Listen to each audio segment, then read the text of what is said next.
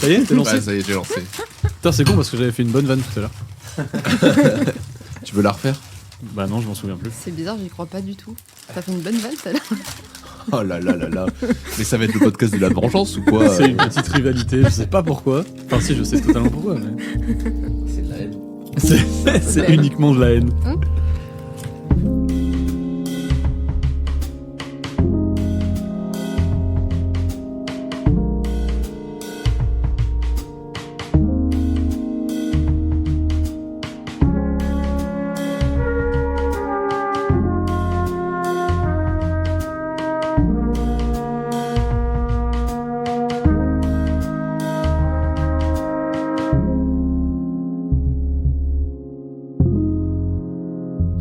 Et bonsoir Jean. Bonsoir Robin. Comment ça va? Bah ça va super. J'ai plein de chips dans la bouche. C'est l'heure de notre petit apéro thèse. Oui. Un apérithèse. Non, ça ne marche Allez. pas, ce n'est pas un jeu de mots. Oh, un petit peu. Bref. Où on reçoit Laura. Salut. Laura Lambert. T'as encore moi On reçoit. On Pour la reçoit. troisième fois, mais quel habitué. Non, suis là pour tout la le temps. peut-être deuxième fois. Je ne sais toujours pas dans quel ordre on va sortir cet épisode. Ah putain. Ah ouais. Mais ouais. Ah ça ouais. va dépendre de l'épisode hors série. Ça va des pods. Ça va dépendre. Ok. Résine à notre thèse. Ça dépend de quand on le sort. Ok, d'accord. Bah écoute. Donc voilà. Mais de toute façon, on aura l'occasion de rediscuter tout ça plus tard. Donc Laura Lambert qui était thésarde en neurosciences. Mais bon, aujourd'hui, voilà, elle a une nouvelle à vous dire. Je suis docteur. Et voilà. Oh. On s'applaudit quand même, s'il vous plaît. Je m'auto-applaudis. Ouais, Je suis c'est plutôt contente. extrêmement narcissique. C'est pour donner l'impression T'as qu'il vu y a du monde. Arrêtez. C'est pour me mettre à niveau avec toi. Donc c'est le podcast où on met à jour quoi. Bah oui. Et autour de nous aussi, autour de la table, on a Pierre Durand aussi. Donc du coup, qui est docteur aussi et qui est soit dans un épisode que vous avez déjà entendu, soit que vous entendrez plus tard. Ça va être le bordel, cet épisode, je vous le dis direct. Bah c'est fait pour. Petit épisode un peu plus léger, qui sera très certainement hors série, on va pas se C'est mentir. un hors-série. Qui s'appellera du coup. D'ailleurs, comment on les appelle les podcasts avec les thésards qui reviennent? Hors série, je sais plus. J'avais pas fait des Oh, listes de on a ça. appris. J'ai gardé le premier parce que je le trouvais vraiment bien. Ah si. Quand on cherche, on trouve. Ah oui, c'est vrai. Ah ouais. C'est vrai que j'ai des idées à chier des fois. Oui. Petit épisode spécial, quand on cherche, on trouve. Oui. Parce que maintenant que tu as fini, tu vas pouvoir nous en reparler. Tu étais venu nous voir, tu avais fait la moitié ou un peu moins de la moitié de ta thèse? Ouais, c'est ça. C'était Pile la moitié. Pile la moitié, ouais. un petit peu avant la mi-thèse. C'était genre 3 mois avant la mi-thèse. Donc c'était fin de première année, mais c'était juste après. Genre, je sais plus, le Covid, c'était quand? C'était Bah, c'était juste avant. juste avant le Covid. Donc, on était en janvier 2020. Ouais, c'est ça. Mhm. Donc c'était. Non, 2021. Non, je sais 2020. plus. Ah non, 2021. J'étais en deuxième année quand je suis venue. Ah ouais. Je sais Bon plus. bref, Oui, on s'en oui. fout. En fait, t'es déjà venu. C'est le Oui, je sais que principal. je suis déjà venue. Mais c'est pour localiser où est-ce qu'on en était. Mais de toute façon, on n'avait pas beaucoup avancé parce qu'il y avait le Covid qui avait Ouais. vachement ralenti les choses. Donc c'était Ouais. sûrement après le Covid. Ah mais oui, on en avait parlé. Ouais, on en a parlé. Mais oui, on a lancé le podcast. Le Covid était déjà là. Ah mais oui, c'est vrai. Mais oui, tout à mais fait, on avait c'était- passé. Puis il y avait un le tournage de nouvel ton an. film qui a pris du retard aussi. Bon, ça va Oui. ou quoi? Ça va, ça va. Vous êtes sur quelleheure-est-il-podcast.com. Bon, en gros, Laura, tu reviens pour. Je reviens pour expliquer un peu comment ça s'est passé la fin de la Voilà, thèse c'est ça. et potentiellement parler un peu de résultats si ça. Ouais, Si vous avez carrément. des questions dessus, mais oui, plutôt le qu'est-ce qui se passe en Ouais. fin de thèse. Bon, mais je parle pour ma discipline, hein, donc Oui, oui, bien les sûr. sciences et Bah, les enfin, tu neurosciences. parles pour ta discipline et pour toi, comment ça s'est passé? Oui, c'est ça, Mm. d'un point de vue personnel, parce que moi, je suis clairement pas le général de comment ça se passe. Pour moi, t'es un modèle. Tu m'entends? Un modèle. Je prends une autre approche avec Laura. T'as bien raison. Hein. Bon, ça, on s'en Elle fout. me T'évites vanne, le moi, je suis fan d'elle. passif-agressif. C'est ça. Je suis une ordure. Putain, j'allais faire des blagues dures, mais c'est pas le moment. Non. Oh, J'allais dire on dirait Science pas. dure, science molle, Ouais. blague dure. Non, allez. Ce que je propose, c'est que Robin, tu résumes la thèse de Laura. Bah tiens, encore une fois, ce serait bien. Résumé de la thèse de Laura. Putain, attends, parce qu'il faut que je me remette dedans. On prend l'apéro depuis tout à l'heure. Je suis pas du tout. Mais je te le fais si tu veux. Non, je vais le faire Ok. parce que Elle a trop envie de parler. je l'ai bouffé cet épisode-là à le remonter pour comprendre où est-ce que j'ai merdé et que j'ai pas compris. En gros, là, tu vas nous résumer juste là où on s'était arrêté la dernière Ouais, fois. là où on s'était arrêté C'est la à peu, dernière fois. près, à peu près 1 an et demi. Et après, on donnera la parole à Laura pour qu'elle nous explique un petit peu comment ça s'est passé à la fin et nous explique un peu ses résultats aussi. Donc là où tu faisais tes recherches, c'était sur le lien qu'il y avait entre le niveau d'insight et le schéma cues, craving, rechute. Et donc pour expliquer un peu ça, le niveau d'insight, c'était le fait de savoir plus ou moins si on était addict. le niveau de connaissance Atteint d'une addiction. Voilà. Pardon. Attends, Je me suis étouffé. c'est drôle parce qu'on dirait que t'as toussé pour faire genre que c'était grave. non, je me suis clairement étouffé avec une chips. Et donc voilà, le niveau d'insight, c'est du coup la capacité à savoir à quel point on est touché par une addiction. Et le schéma cues, craving, rechute, c'est cues, ce qui te donne l'envie. Craving, c'est la sensation d'envie. Et la rechute, c'est le moment où on craque et qu'on retombe du coup dans cette addiction. C'est ça. Et Voilà. du coup, le craving, c'est une envie, mais que tu n'as pas envie d'avoir. C'est une envie involontaire. Oui, l'envie incontrôlée, voilà. oui, bien sûr. Et Voilà. les cues, moi j'aime bien l'image que tu nous avais donnée, c'est-à-dire qu'est-ce qui te donne envie de faire l'action à laquelle l'action ou le phénomène, le comportement addictif.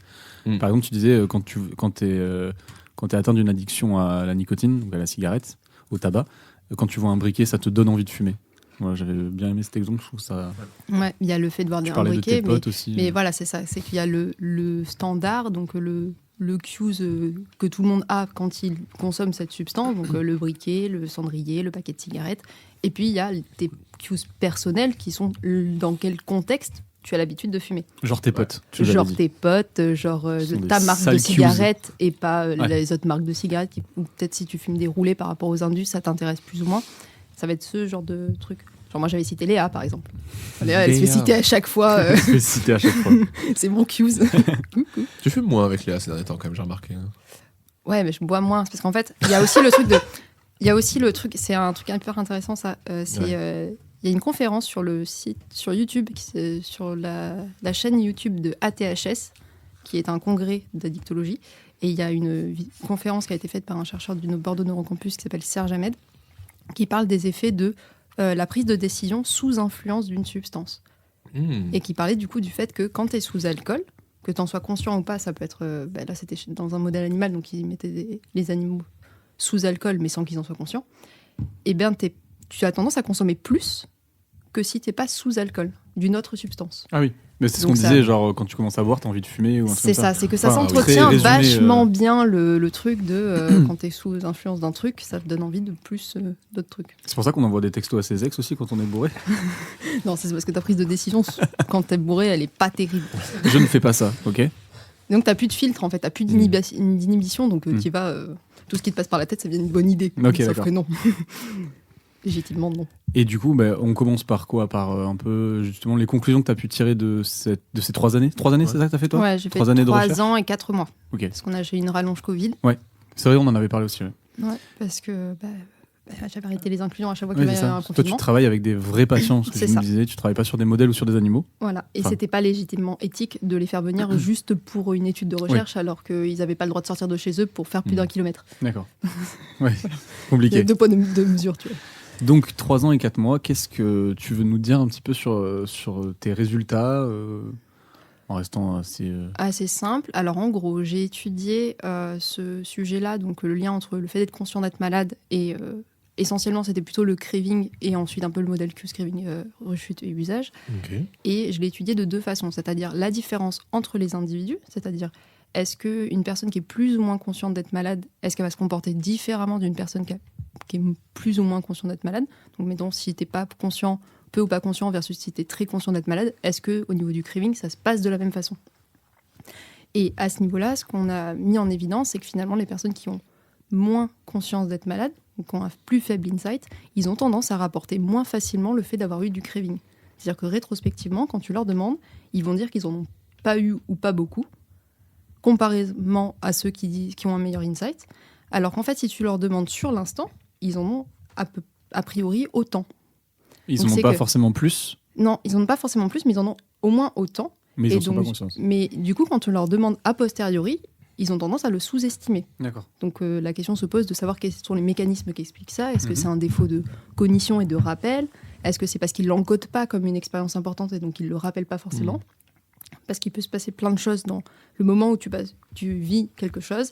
Il y a tout le contexte de qu'est-ce qui se passe à ce moment-là qui fait que tu encodes plus ou moins facilement cette information. Quand tu te brosses les dents, tu t'en fous, tu l'encodes pas cette information, elle te sert à rien.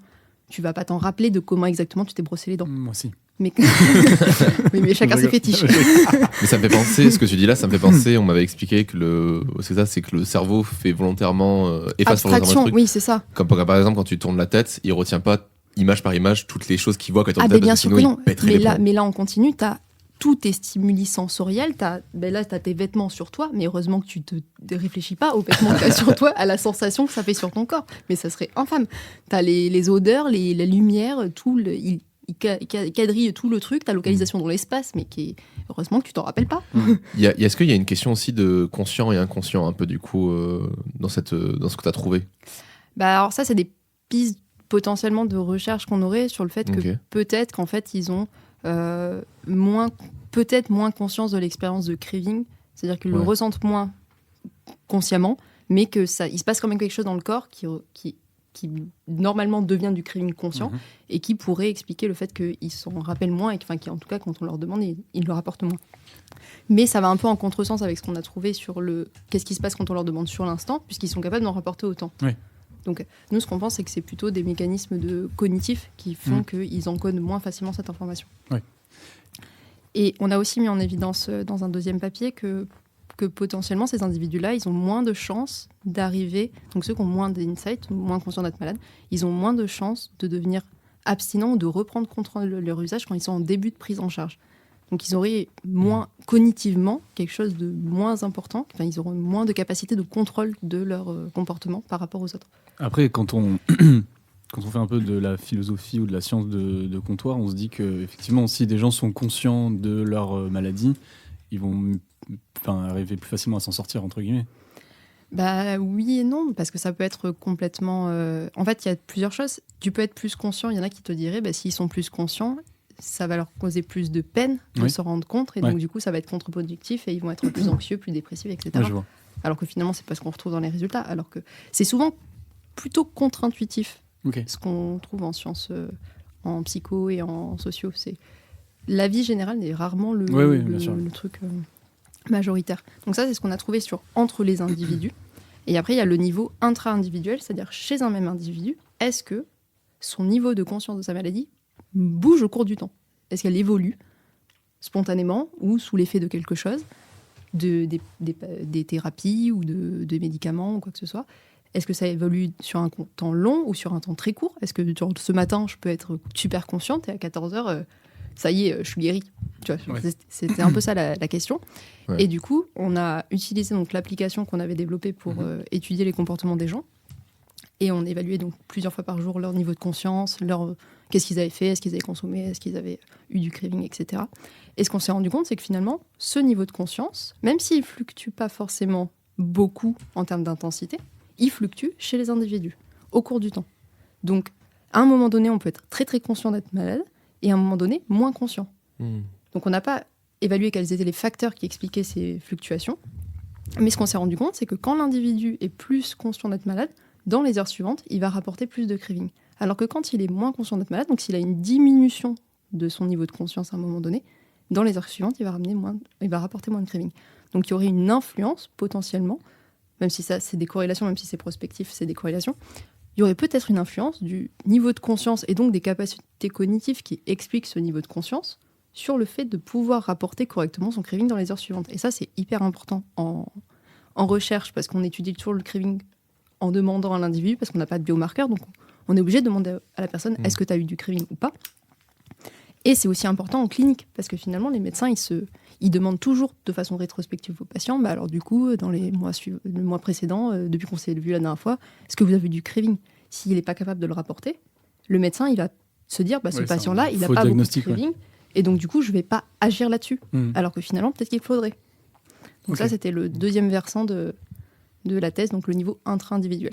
Mais c'était, du coup, parce que moi, ce que j'avais compris la première fois quand c'était vu, c'était que c'était vous qui avez plus ou moins désigné les niveaux d'insight. Et au final, ce que tu en dis, c'est que le niveau d'insight, il a été un peu aussi géré du coup par les patients. C'est-à-dire ? Parce que j'avais cru que c'était vous qui avez, avec des dialogues et en rencontrant du coup les patients, qui avez dit, lui, son niveau d'insight est plus ou moins élevé, et que vous vous étiez focalisé d'abord là-dessus. Mais qu'au final, le niveau d'insight change aussi et que vous l'avez pris en compte. Oui, alors en fait, c'est parce qu'on l'évalue de différentes façons. C'est-à-dire qu'on l'a évalué avec des auto-questionnaires. Donc, c'est des questionnaires que les gens remplissent sur différentes questions qui ne sont pas explicites. C'est pas est-ce que tu es conscient d'être malade. C'est des choses qui, quand tu les recoupes, te donnent un niveau de conscience. Donc ça, on l'a fait en laboratoire une seule fois. Et ça nous donnait un niveau d'insight moyen général de l'individu à cet instant T, donc en début de prise en charge. Et après, sur l'application, on avait rajouté des questions qui étaient du coup un peu plus explicites et qui donnaient le niveau d'insight à l'instant T, mais qui étaient répétées plusieurs fois par jour. Donc ça nous permettait de voir à quel moment ça évolue au cours du temps. Et ce qu'on a pu voir, c'est qu'il y a des gens chez qui c'est très stable. Ceux qui ont un meilleur niveau d'insight, en général, ça reste complètement stable. Et il y a des gens qui sont un peu moins élevés au niveau d'insight, mais qui ont des fluctuations qui peuvent être soit très faible, soit très importante. Il y en a des patients chez qui c'était genre vraiment matin et soir, ça changeait du tout au tout, quoi. Et du coup, à un titre personnel sur ces résultats, est-ce qu'il y a une frustration ? Est-ce que tu es satisfaite ? Comment ça s'est passé quand tu as pu mettre en lumière ces résultats ? Non, je suis plutôt satisfaite parce qu'en vérité, on ne s'attendait pas à avoir autant vu le contexte et comment ça s'était passé au cours de la thèse, autant de sujets par rapport à ce qu'on attendait. Donc j'ai quand même réussi à écrire 5 papiers que j'ai mis dans la thèse. Il y en a un qui était accepté pour publication quand j'ai rendu le manuscrit. Et j'en avais un qui était quasiment fini et qui allait être, qui a été accepté là, cette semaine. Donc le premier a été publié et le deuxième a été accepté. Et on a réussi à faire 3 papiers supplémentaires avec le reste des résultats. Ah ouais, t'as réussi à faire 5 articles sur 5 articles sur la thèse, ouais. Putain, c'est balèze, hein. Voilà. Balèze. Sachant que du coup, là, on continue les inclusions parce que pour ma thèse, on en avait 39 sujets, mais on continue les inclusions et on en est déjà à plus de 60. Ok. Wow. Puisqu'il y a eu une grosse accélération parce qu'en fait, c'était une étude qui de base était hyper localisée à Bordeaux, mais on a eu un appel à projet et on l'a étendue, donc elle est devenue multicentrique. Et maintenant, on inclut à Limoges, à Bayonne, à Poitiers, à Montjoie, vers le Mans. Tu vois, on a vraiment étendu nos capacités de recrutement et donc du coup, on a de plus en plus de sujets. Et donc, ce qui va être intéressant, c'est de pouvoir voir du coup, est-ce qu'il y a des différences selon le type d'addiction ? Est-ce que c'est pareil chez les gens qui ont une prise en charge ou non ? Et ça, c'est des questions qu'on va pouvoir poser. Donc, on a vraiment plein de pistes de choses à voir à ce niveau-là, grâce au truc. Vous allez pouvoir prendre aussi peut-être en compte aussi le contexte et la culture, parce que c'est vrai que pour l'instant, comme tu dis, c'est très localisé à Bordeaux et dans quelques villes de France. Mais est-ce que le rapport à l'addiction est différent dans d'autres pays Ouais, mais rien qu'en France, en fait. Parce qu'à Bordeaux, on est vraiment très... parce que le professeur Marc Vérécombe, qui est le chef de mon laboratoire actuellement, parce qu'il est devenu chef, il était directeur adjoint, maintenant il est directeur. Il était chef de clinique du pôle addictologie. Et en fait, lui, il a fait toute sa carrière sur la thématique du craving. Donc en fait, dans la clinique et dans la recherche, dans notre institut, on est très focus sur le craving, mais même dans les prises en charge pour les médecins et dans les formations qu'on fait à Bordeaux. Dans les autres villes de France, c'est pas forcément le cas. Parce que le craving, ça, c'est, même si il y a beaucoup de données de la littérature qui valident ça en tant que concept et en tant que fait important dans lequel il faut tenir compte, parce que maintenant c'est un critère diagnostique, c'était pas le cas avant. Et donc du coup, tous les hôpitaux et tous les centres de recherche ne mettent pas ce craving au centre de la thérapie, etc. Donc ça peut avoir des influences sur comment est-ce qu'on va, sur les résultats qu'on peut avoir et sur comment ça va se passer au niveau du patient, sur sa perception du craving potentiellement. Ok. Et du coup, putain, j'avais dit du coup, mais d'une violence. Et alors du coup On va vraiment le rebaptiser du coup. Ouais, je pense. Ça va être le nom de la radio, du coup podcast. Du coup radio. Alors, du coup, comment ça se passe la fin d'une thèse ? Alors, la fin Déjà, c'est à partir de quand que ça commence à se finir ? Alors, moi, je dirais que la fin d'une thèse, c'est à partir du moment où tu te poses vraiment pour écrire. Ok. Est-ce que toi, t'as continué quand t'as commencé à écrire, t'avais plus d'expérience ou tu faisais un peu les deux en même temps ? J'avais relayé à une de mes stagiaires qu'on a embauchée et qui, du coup, a pris le relais à partir de juillet sur toutes les inclusions, etc. Et toi, qui a maintenu. Et moi, full écriture. J'ai fait full écriture et j'ai refait des analyses en septembre-octobre. Et j'ai rendu en novembre. Parce que du coup, elle a continué les inclusions et j'ai récupéré les données à ce moment-là. Mais la fin d'une thèse, c'était particulier. Moi, je sais que j'ai eu complètement ce truc de... J'ai l'impression que écrire, c'est genre une montagne. Ouais. Et genre, j'ai l'impression que je dois partir d'en bas et arriver pile en haut d'un saut, tu vois. Genre, d'un coup. C'est pas possible. Donc, j'ai eu la chance d'avoir ma directrice de thèse qui m'a pris dans son bureau, qui m'a dit, on se pose maintenant et on fait un planning. Ouais. Et elle Ah, c'est bien, elle ça. m'a découpé. Genre, j'avais fait un genre de truc avec des titres, des sous-titres en disant un petit plan vite fait, avec 3 trucs dedans. Et elle m'a dit, bon, mais maintenant, ça, tu l'écris telle date. Alors, cela, tu veux écrire quoi et machin. Et elle m'a tout découpé sur tout le planning jusqu'au rendu de la thèse, enfin, un mois avant le rendu de la thèse. Un truc hyper bien organisé. C'est ça, hyper bien organisé. Et du coup, quand je suis partie là-dessus, je me suis dit, du coup, je fais un peu ça tel jour, un peu ça tel jour. Et j'avais la chance de pouvoir être en full télétravail, parce que je travaille beaucoup mieux qu'au labo. Ah ouais. Parce qu'au labo, je suis dissipée. Ah ouais. C'est pas chez toi. Chez toi, t'es arrivé à être. Mais non, mais j'ai toujours été la personne au fond de la classe qui fait des blagues et qui emmerde tout le monde. Et ouais, du coup, t'es avec tes Donc collègues. du et coup, c'est pareil. C'est pareil. Moi, je dissipe les gens en fait. Avec tes collègues et tout, en plus, c'est difficile. C'est-à-dire qu'il n'y a plus de bruit et je me fais attends, Bizarre. qu'est-ce qu'on va pas faire? Eh oh. Alors, la semaine dernière, j'ai fait des rébus à ma collègue. Mon niveau de concentration au labo, il est pas terrible. Et est-ce que c'est quelque chose que tu aurais pu faire toi-même, ce planning, ou en tout cas être forcé à le faire, ou est-ce que là vraiment tu as senti que c'est important, je trouve, d'en parler, parce qu'on parle pas mal des directeurs, des directrices de thèse. Est-ce que là tu as senti à ce moment-là que oui, là t'aurais pas pu y arriver si on t'avait pas drivé à ce moment-là, tu vois? Je pense que j'aurais pas écrit autant, et j'aurais été bien plus concise et bordélique dans la façon dont j'ai écrit le truc. Et peut-être plus en souffrance du coup en écriture. Ouais, sûrement. Okay. Parce que elle m'a fait me poser pour faire ça en fin juin. Ouais. Non, peut-être début juillet, un truc comme ça, fin juin, début juillet. Et elle a parti en vacances tout le mois d'août. Mm-hmm. Et moi, j'étais en vacances un peu en juillet. Donc en gros, les moments où on a eu pouvoir échanger, et je lui envoie les manuscrits et tout ça, c'était très restreint, sachant qu'à partir de 7 ans, j'avais des analyses, etc. Donc c'était le bordel. Et ça m'a vraiment cadré, parce que moi, je suis toujours la personne de la dernière minute, tu vois. Genre, tous mes examens, je les ai révisés à la dernière seconde, j'ai jamais bossé entre les cours, j'ai jamais fait mes exercices. Enfin, voilà, le pire exemple. Je suis pas l'élève studieuse. Alors, en vrai, en petit aparté, ce qui est, je trouve, assez bien aussi dans ton parcours quand tu dis, c'est que c'est pas parce que t'es au fond de la classe et que tu fous le bordel quoi que ce soit que tu peux pas avoir une carrière, tu vois. Ah bah non, mais j'avais 9 de moyenne en première parce que parce qu'il y avait trop de mecs dans ma classe. Voilà. En seconde, dernier trimestre de seconde, on voulait pas me faire passer en S. Ouais. C'est une pote qui était conseil de classe et qui a motivé les profs pour que je passe, mais sinon je serais jamais passée. Donc je suis pas l'exemple de la personne hyper studieuse qui a fait sa ligne droite. Oui, mais aujourd'hui, tu t'appelles docteur. Oui. Oui, mais il y en a qui pensent encore que c'est une joke, je pense. Tant mes potes. Je comprends toujours pas, je pense. Et du coup, cette montagne, cette organisation, ça s'est fait... en fait, j'ai réussi à vachement bien tenir le planning, parce qu'à partir du moment où tu me mets des deadlines, c'est vite le rush, en fait, dans ma tête. Donc j'avais ce truc de... T'avais plein de mots, il fallait que tu fasses au dernier moment, en fait. Non, mais en fait, c'était genre, dès que j'ai trop de trucs à écrire, c'est le rush. Donc j'écris tout d'un coup. Et après, je suis en avance. Et je suis là, bon, c'est bon, j'ai le temps. Ouais. Du coup, c'était un peu en mode vague. Genre, des fois, j'étais genre trop à fond, mais je faisais des journées de fou de 8h, 22h, j'en pouvais plus. Et il y a des moments où j'étais là, genre, bon, 18h, on va faire quoi? On va allumer Twitch. Genre, tu vois, c'était vraiment complètement décousu. Mais le fait d'avoir ce cadre, en fait, qu'on m'a imposé, parce que sinon, ça aurait été plus le bordel, ça m'a vachement aidé à écrire et à construire le truc. Ce qui fait que du coup, je me retrouve avec 1500 fois trop de pages par rapport à une thèse classique. Parce que en sciences, c'est à peu près 140 pages, on va dire. Au-delà de 150, t'abuses.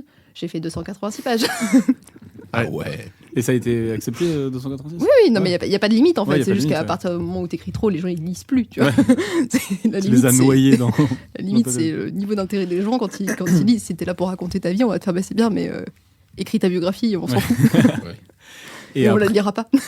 Pour la soutenance, du coup, on entend souvent que la soutenance, c'est comme une sorte de formalité quand même, parce qu'une fois que tu as écrit le papier, le plus dur est fait. En vrai, c'est un peu ça. En gros, toute la fin de la thèse. Donc, t'écris ton manuscrit de thèse, et après, tu fais ta demande de soutenance de thèse. Ça doit être fait 6 semaines avant de soutenir. Okay.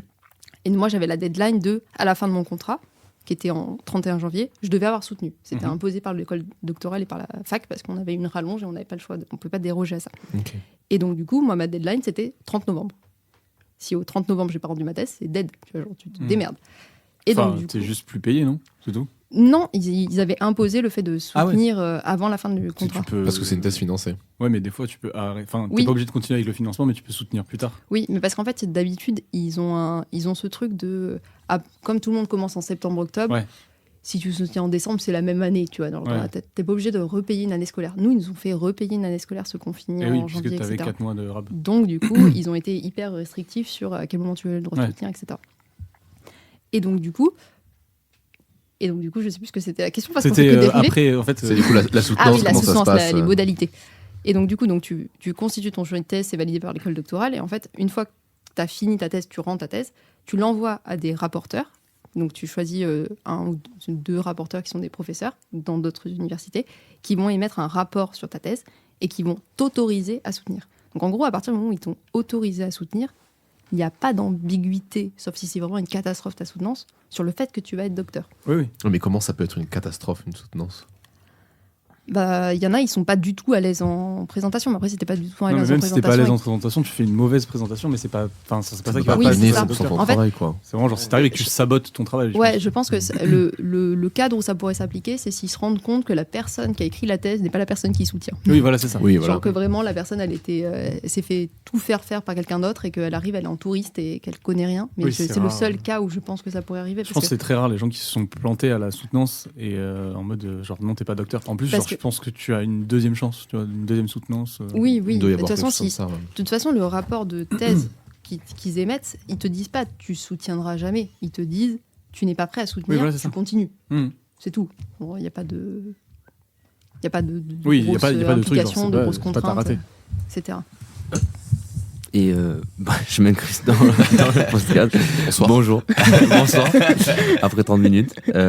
Pour rajouter un truc, ce qui est important dans la défense de sa thèse, c'est la manière dont on a pris connaissance des remarques qui ont pu être faites par les rapporteurs et de la manière dont on va défendre sa propre recherche, en fait. Et ça, c'est important parce qu'après, ça apparaît sur le rapport de thèse.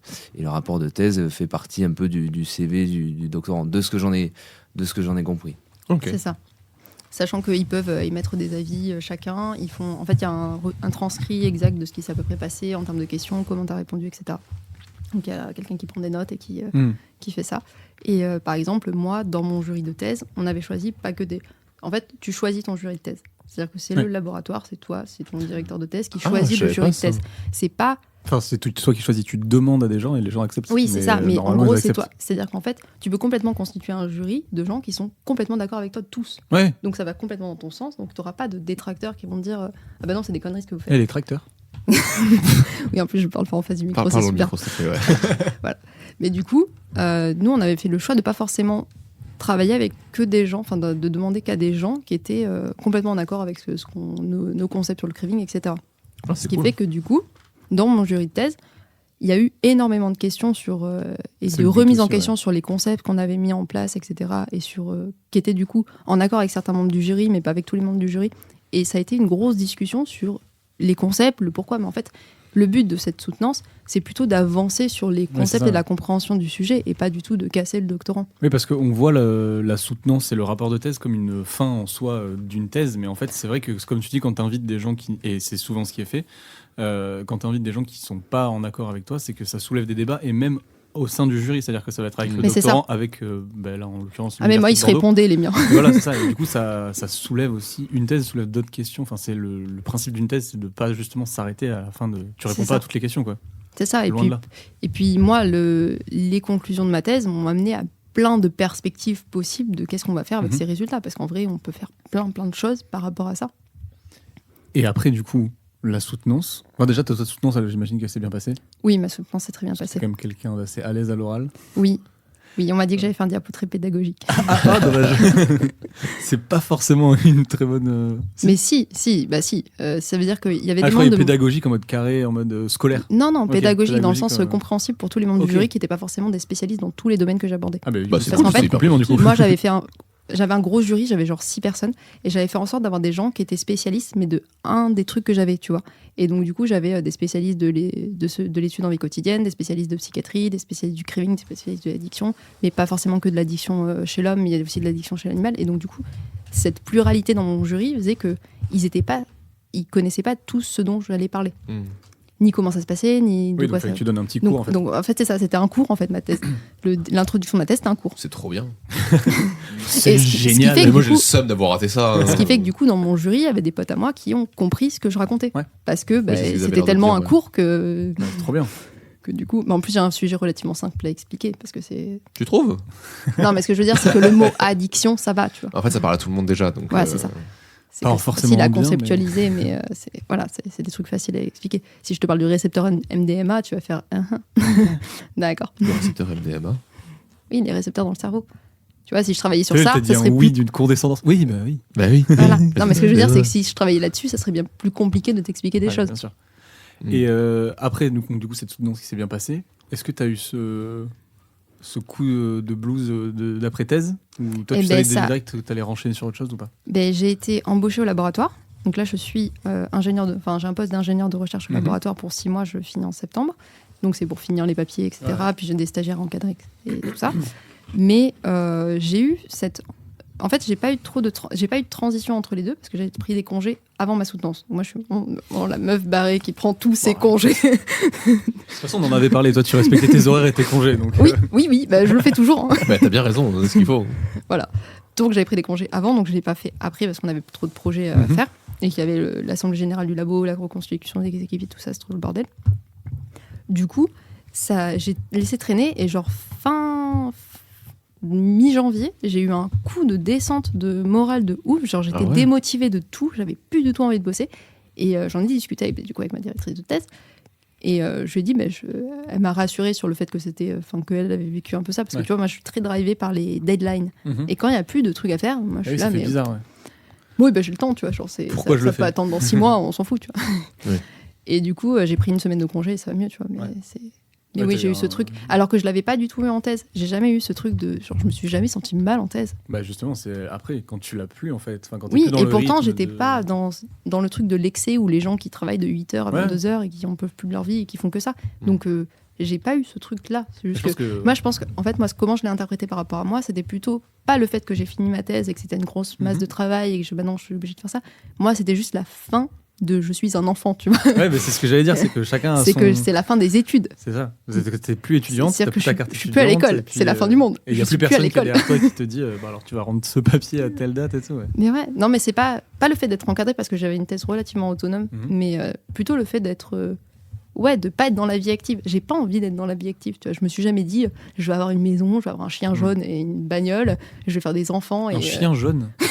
C'est Oui, ça que t'as dit.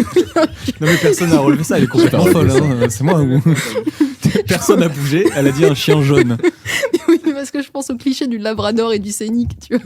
Oui, bah oui. Pourquoi t'as pas dit un labrador alors? Parce que j'ai toujours mis ça un chien jaune parce que je trouve que ça rend Parce qu'on dit encore- pas les marques. Tu dis pas les marques. Non, mais c'est parce que je trouve que ça fait encore plus cliché, tu vois. genre. Ouais. Bon, tu veux pas acheter de maison, mais tu veux déménager à Montpellier. Non, mais je veux déménager, tu vois.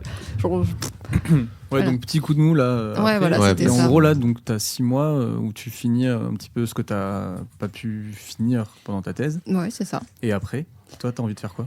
Et après, moi, je pars sur un post-doc, sauf que du coup, c'est un peu pareil. Je suis dans la situation où j'ai pas fait de sciences cognitives et j'ai pas fait de techniques un peu physiologiques, genre Ouais. EEG, IRM et compagnie, donc j'ai pas ces compétences-là. Mhm. Et en même temps, la psycho et juste faire des entretiens avec des questionnaires, ça, c'est bon, j'ai fait le tour, tu vois. Oui, tu veux plus forcément faire ça. L'idée du post-doc, normalement, c'est de te former sur des nouvelles choses Mhm. et pas de rester dans ton truc hyper sécurisé où tu fais toujours la même chose. Et donc, du coup, pour ces post-docs-là, de EEG, IRM et tout ça, je suis sous-qualifiée, vu Ouais. que je n'ai pas les compétences requises pour postuler. Et pour les autres, je suis limite surqualifiée parce qu'en fait, j'ai fait plus que ça dans ma thèse et refaire ça, ça m'intéresse pas. Et faire des formations, du coup, pour avoir. Et bien du Ce coup, que tu c'est un voulais. peu ça. Dans le moment de transition de là, je suis sur un projet de recherche que je pilote, qui est le projet ICE, qui étudie donc l'insight, le craving et l'empathie cette fois-ci. Et c'est un projet multicentrique et on a une dimension EEG. Donc là, je commence un peu à me former sur la pose des casques EEG et je vais aller à Poitiers pour me former sur le protocole en lui-même. Et du coup, ça va m'emmener la dimension EEG que j'ai pas, Ouais. qui va faire que quand je vais postuler pour des postdocs, genre déjà au moins des notions, parce que bon, je n'ai aucune compétence en traitement du signal. Ouais. Genre la programmation, je suis Oui, t'es une bille. pas du tout technicienne de ça, quoi. Ouais. C'est ça, le truc. Ouais, c'est ça. Et avec ton mini recul, puisque en fait, il y a très peu de temps, tu as été 2-3 mois, quoi. pareil. docteur. 1 mois. Et quelques jours. Ouais, voilà. Oui. Donc, c'est- 24 janvier. Donc. C'est chaud d'avoir du recul. Enfin, nous, on a eu Camille qui était venue nous parler de sa thèse. Et de Camille ce qu'elle a- Genet Ouais. Oui. Ah bah, je travaille avec elle. Ben maintenant. voilà. Ah bah tiens. Elle nous a expliqué un peu le recul qu'elle avait eu sur sa thèse. Est-ce que toi, tu arrives déjà à avoir un petit recul sur comment ça s'est passé, pourquoi tu l'as fait et qu'est-ce que tu en retires? Je pense que ça, je l'ai toujours un peu eu. Enfin, j'ai Ouais. pas eu l'impression d'être tellement dans le truc Mhm. que je suis à fond dedans et que j'ai pas de recul sur qu'est-ce que je fais et pourquoi je le fais. Je pense que j'ai toujours vu ça comme une expérience professionnelle Ouais. enrichissante qui te permet d'avoir accès à plein de choses que tu n'aurais pas si tu étais dans le cadre du travail classique, c'est-à-dire que tu as des formations, tu peux faire de l'enseignement, tu as une liberté de faire plein de choses que tu ferais pas en fait si tu étais dans une entreprise ou dans un modèle privé. Et donc du coup, ça, ce que ça m'a apporté, c'était des choses que je souhaitais faire déjà de base et continuer à être étudiante évidemment. C'est vraiment Pour de raisons- très gros point positif. Pour de raisons évidentes.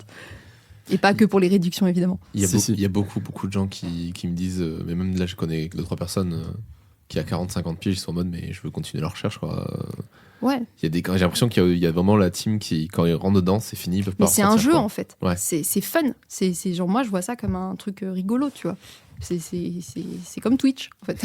C'est juste que moi je joue avec des ça veut pas dire ça comme ça. C'est-à-dire, je joue avec des gens, là. Avec des gens. Des gens qui sont atteints d'une maladie, hein, je rappelle. Non mais voilà, en gros le but c'est d'essayer de. C'est comme si tu faisais une enquête. Ouais. Genre t'es flic, tu fais une enquête. Voilà, et tu essaies de comprendre pourquoi ça s'est passé comme ça, comment ça se passe, etc. Tu poses plein de questions, c'est ton côté un peu, t'es curieux de tout. Et puis en plus, quand tu commences à t'intéresser à des trucs, tu commences à t'intéresser à Ouais. tout. C'est Pint of Science, je bois les paroles des gens qui parlent de physique quantique et j'y connais rien et je suis là, c'est qu'il y avait bien. Voilà, donc c'est ça en fait. À partir du moment où t'es intéressé par ça, c'est dès qu'il y a une nouvelle idée, un nouveau projet, t'es là, oh putain, c'est super, on va pouvoir faire ça, c'est super. Et tu commences, ton cerveau il mouline, il invente des trucs et t'es là, mais calme-toi. Et du coup, tu as envie de continuer dans ça, j'imagine, et de Ah bah d'être oui, enseignant, complètement. chercheur. Oui, moi, Ouais. c'était d'objectif, je partais plutôt sur enseignant-chercheur et je comptais garder un pied dans la médiation scientifique Ouais. parce que la vulgarisation scientifique parce que c'est un truc que j'aime beaucoup. Ouais. Donc là, par exemple, je suis allée à Capience en septembre pour faire. C'était pour je sais plus quelle journée. Il y avait une journée un peu. On avait un stand au Neurocampus qui s'appelait le stand Neuromythe pour les mythes sur les neurosciences et j'avais animé le stand avec d'autres chercheurs. Là, on a en 12 mars, donc le podcast sera sorti après, donc Ouais. les gens ne vont pas pouvoir y aller. Je suis désolée pour eux. Il y a le Forum des sciences cognitives à la Victoire, et donc du coup, c'est pareil, on va remettre le stand Neuromythe et on va intervenir. Je participe à Pint of Science pour inviter des chercheurs dans des bars à parler de leurs recherches. Je fais le podcast avec toi un petit peu. Enfin, je participe au moins pour le moment. Mais c'est ce que je veux Voilà. dire, tu nous offres une transition toute trouvée, du coup, Voilà, parce donc- qu'on voulait en parler. Est-ce que tu veux venir faire quelques interviews avec nous Ah ben moi avec plaisir. Moi, la médiation scientifique, c'est genre j'adore ça quoi. J'écoute des podcasts, j'écoute des trucs. Enfin genre ma recommandation de tout à l'heure, ça va être un Oui, truc ça de va être vulgarisation, de vulgaire, ouais. pas forcément scientifique, mais juste de vulga, tu vois. Genre je fais. Bah, ça reste de la science, comme on disait, c'est Oui. des sciences naturelles, sciences humaines. Ça reste, Oui, reste c'est de ça. la recherche, ça reste scientifique comme C'est ça. travail. C'est voilà. la recherche en général, c'est un truc que j'adore parce que j'aime. En fait, je suis quelqu'un de très cartésienne. J'aime la logique, j'aime la façon dont c'est construit, le pourquoi du comment, et pas la fantaisie du truc un peu mystique où tu te dis ah ben peut-être que c'est ça et on s'en fiche si c'est pas vérifié, tu vois. Ça c'est pas mon truc, mais c'est personnel.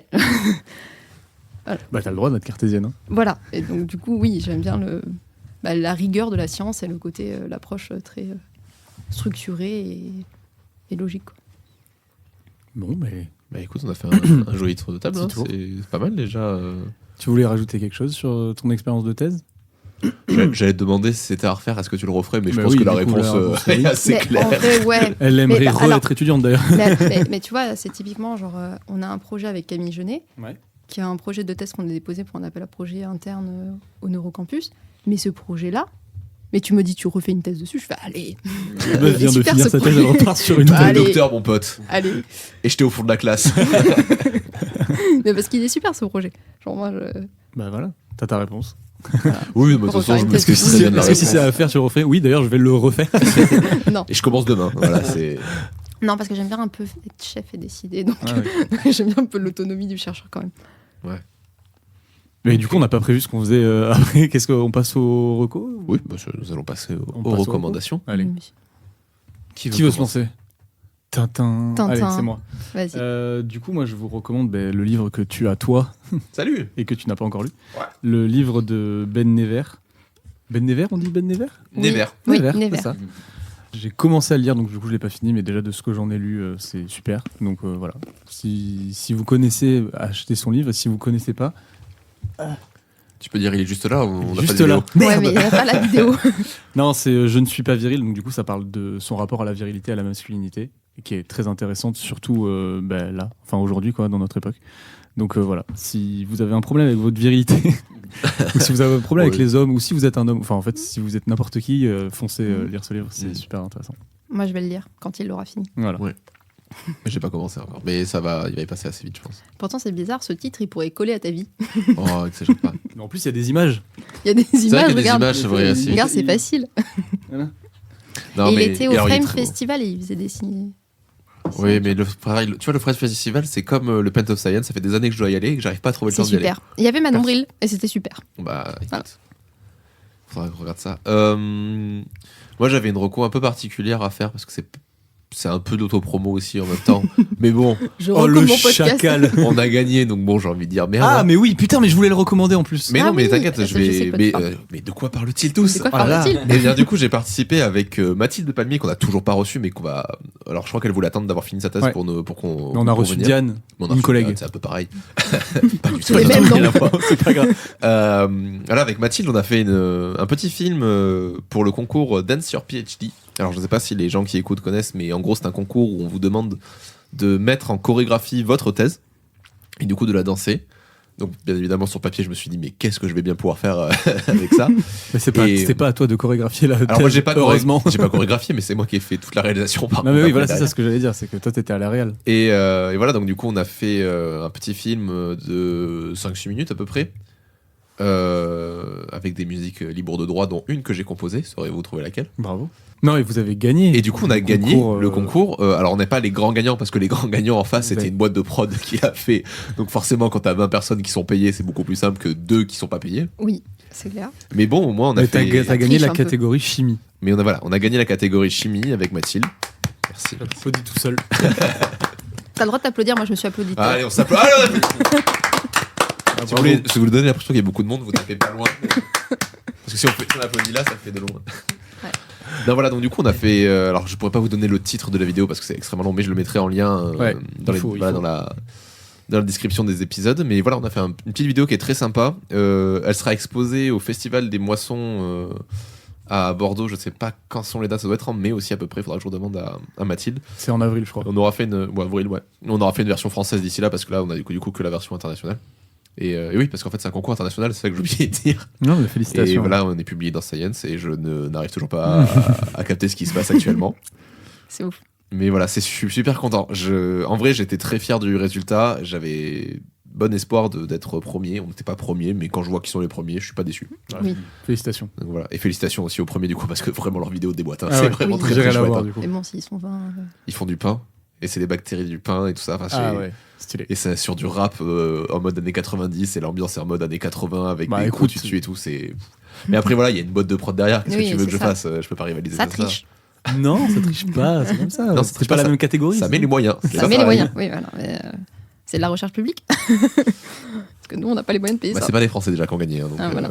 je crois que c'est. Ils n'ont peut-être pas les mêmes budgets en recherche. Je vais pas dire de bêtises, je crois que c'est un pays scandinave qui a gagné, mais c'est souvent eux qui gagnent. En vrai, Ouais. ils mettent le paquet. Là, il y a 1 an ou 2 ans, c'était des mecs qui avaient fait il y a 2 ans, je crois. C'était des mecs qui avaient fait un rap en mode Lonely Island. Ouais, il était incroyable. Ouais, avec les gestes barrières et tout. C'était génial. Un truc que je ne savais pas, mais il y a quelque chose qui a été imposé, c'était le respect des gestes barrières. Ouais, c'est pour ça qu'ils ont des masques. Et c'est pour ça que voilà, moi ouais. j'ai dit ils vont garder les masques tout du long parce qu'en fait c'est pas gênant et que en fait Oui, non, ça change pas. ça change rien. Voilà, ça se passe à cette époque-là. Ok, c'est daté. Du coup, on sait que ça Bah s'est ouais. passé en 2021. Oui, c'est ça. Mais voilà. Et puis en plus dans certaines chorégraphies, ils avaient les masques aussi. Oui. Mais voilà, il y a des très jolis plans qui ont été faits. Franchement, je suis assez content. Et je remercie encore une fois ici les gens qui ont participé à ce projet-là parce que vu que j'étais un peu tout seul à la réalisation et que Mathilde est tout seul à Corée, On a quand même eu beaucoup de gens de son labo qui nous ont aidés et c'était fort sympathique parce que ça nous a permis de faire un truc qui déboîte. Mais je pense que tout le monde est content au final, donc Oui, puis donc c'est cool. Même pour la Corée, ils étaient beaucoup dans le clip. Ouais, c'était quand même pas mal. Hein. C'était, il y en avait Une dizaine au total. Une. Putain, j'ai eu la peut-être voix même plus. de. Une dizaine. Et du coup, toi, Laura, c'est quoi ta recommandation? C'était quoi ma deuxième recommandation? Ah bah du coup c'était... Non, ta première. Oui c'est vrai, non c'est ma première parce que j'en ai pas. Parce qu'on a switché les... On est dans le passé et dans le futur. Ouais. C'est conceptuel le passé et le futur. Donc ma recommandation c'était, parce que je l'ai découvert là il y a 2 jours, c'est le podcast Oye Oye de Manon Bril et Alex Ramirez, Ok. qui est du coup un podcast d'histoire où ils interviewent des gens, des historiens sur des périodes de l'époque et ils font donc un revue un peu des clichés qui sont autour des personnalités dans l'histoire et comment est-ce que ces personnalités intègrent la pop culture actuellement Trop bien. et l'influence que ça peut avoir sur nos jours un peu aussi. Et du coup, c'est hyper intéressant. Et en parallèle, elle fait souvent une mini vidéo animée de cette période, un petit dessin animé qu'elle publie sur sa chaîne YouTube. Et ça, c'est super. Ah oui, c'est vrai. Et ça, c'est vraiment super. Comment Et ça, Alex Ramirez s'est retrouvé là-dedans? Ah, j'en sais rien, moi. Bon, c'est génial. En vrai, moi, j'adore Alex Ramirez, il me fait trop rire, mais c'est vrai que je le voyais pas interviewer des historiens. Ouais, bah du coup, Tu te voyais interviewer peut-être des qu'il est thésards, juste- toi? Franchement, bah, ouais. il est humoriste. J'ai cru qu'il allait dire, il est humoriste, il a le côté un peu pop culture, Ouais. et le truc. Non, mais Non, mais leur duo, loin il de marche moi, trop voilà. bien, tu vois. Et c'est vraiment trop intéressant. Donc il y a ça, il y a le livre de Dirty Biology, le dernier, je sais plus son nom, mais que j'ai adoré. Pierre, tu veux nous faire une petite reco ou t'as rien du tout? Les skis rossignols. Eh non, vous comprendrez pas cette blague si vous n'avez pas. J'ai un livre que je veux recommander, mais je. Ça peut être suis trop bon en sujet, train t'en de- fais pas. Hein. Non, mais je suis en train de me rappeler le titre.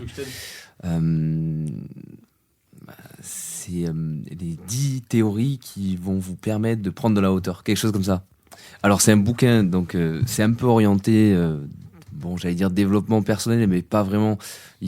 Ça touche un peu à tout, et c'est vraiment des petites théories qui sont vulgarisées avec des petits dessins, qui sont vulgarisées avec un peu d'humour, et qui vraiment permettent de prendre un peu de hauteur dans le sens bon, sur des choses assez banales de la vie et qui sont hyper intéressantes. Donc je me rappelle plus quels sont les titres, mais il y en a un sur la prise de décision, il y en a un autre sur le bonheur, je crois. Et c'est Hello Alfred qui doit faire ça. Et les topos, ouais, c'est ça. Ah, c'est ça, je l'avais. Les topos, ouais. 21 théories simples pour prendre de la hauteur au quotidien. Ouais, il y en avait Voilà. 21, il n'y en avait pas 10. Ah ouais, j'étais pas du tout. C'est parce que je l'ai eu à moitié T'as prix, lu que la moitié. Ouais, non, très bon livre qui permet de prendre un peu de hauteur, façon de parler. Bah, attends, ils l'ont mis dans le titre, j'espère bien que je prends de la hauteur en le lisant. Hein. Et il y en a le 21 en plus. Voilà. Donc voilà. En fait, c'est un escalier de 21 marches. Hein. Ou une petite échelle. Bonne chaleur. Du coup, si ça vous a plu tout ça, n'hésitez pas à vous abonner, que ce soit sur Spotify, Apple, Deezer et et toutes les plateformes. Mettez des étoiles là où vous pouvez mettre des étoiles, notamment Spotify qui a... Et dans nos yeux. Et dans nos yeux. Et non voilà, n'hésitez pas à mettre du coup 5 étoiles, que ce soit sur Spotify, Apple Podcast ou d'autres plateformes qui le proposeraient. On vous conseille bien évidemment d'aller écouter d'autres podcasts de Audio Mori, comme Toujours dans les bons cours qui parlent de sexe et sexualité, ou Divine Féminine qui parle d'amour et de musique. On vous recommande aussi Parlons Sensibilité de Jean, qui se trouve aussi sur toutes les plateformes. Un podcast qui parle de sensibilité. Et Laura, je ne sais toujours pas où on te retrouve. J'ai un Twitter pro, mais je connais pas le lien, donc je peux pas vous le dire. Et le lien Twitter. Voilà. Après, je fais de la vulgarisation scientifique, donc on me retrouve sur les stands de Neuromythe du Neurocampus, sur les Open of Science comme organisatrice. Et À voilà, Bordeaux. à Bordeaux. Ben voilà. Voilà, c'est tout. Bon, on a fait un joli petit tour de table. Il est l'heure de se quitter. Adieu. À la Et là, c'est le prochaine. moment où je lance la musique triste. Adieu. À bientôt. À bientôt. Non, mais du coup, à bientôt. Merci à tous d'être venus. Merci. Et à très vite. Allez. Ciao. Ciao.